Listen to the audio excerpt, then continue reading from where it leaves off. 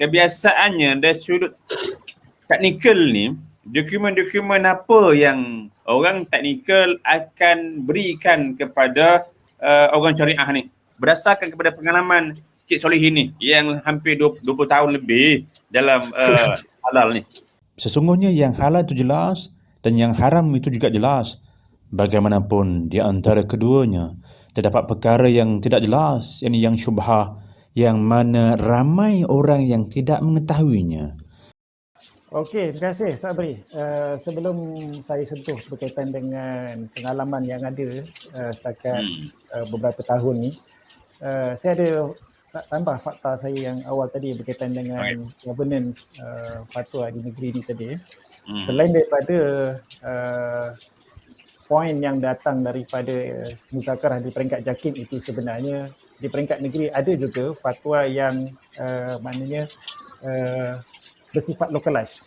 Maknanya bukan daripada JAKIM, tapi dibuat berdasarkan kepentingan negeri. Contohnya adalah fatwa berkaitan dengan masjid, fatwa berkaitan dengan kubur. Yang ni memang bukan datang daripada JAKIM lah. Maknanya di peringkat negeri memang isu localized. Tetapi yang pentingnya dalam kebanyakan situasi berkaitan dengan halal, fatwa yang ada di peringkat negeri sebenarnya adalah fatwa yang datang daripada JAKIM, dan kebanyakannya disebabkan isu halal ni adalah isu bersifat nasional. Negeri tidak banyak pindah dan negeri tidak keluarkan fatwa yang lain yang berbeza. Okey.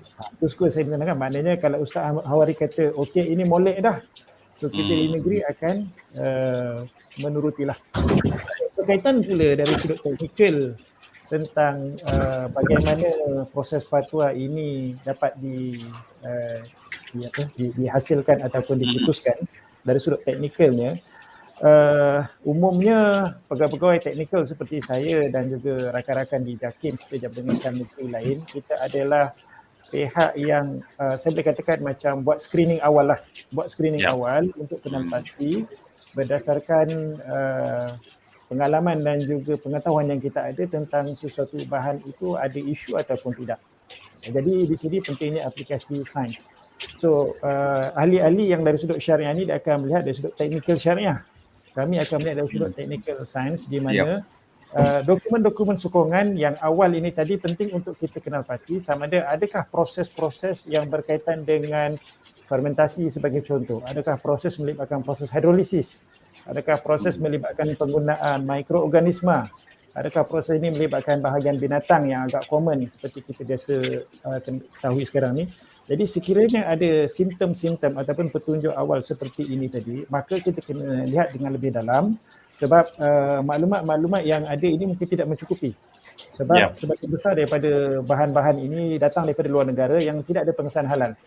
Jadi seboleh yang mungkin maklumat-maklumat ini perlu diekstrak dengan lebih dalam sebagai bantuan untuk kita sediakan kertas ataupun makluman kepada penyediaan kertas fatwa itu tadilah.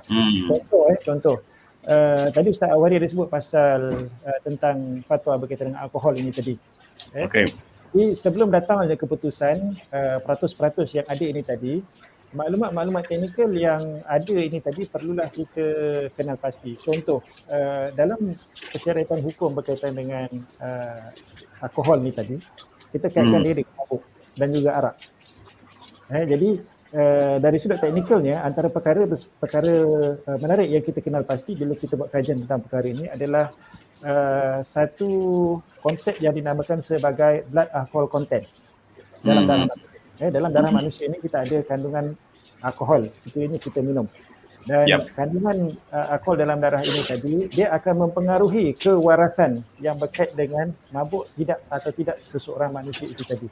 Jadi kajian-kajian teknikal ini tadi perlu kita, maknanya kita kena carilah. Kita perlu olahkan dia untuk membantu menyokong hujah dari sudut syariah ini tadi supaya kita boleh jadikan keputusan yang dibuat tadi lebih komprehensif dan lebih mendekati kehendak situasi pada ketika itu. Wallahualam.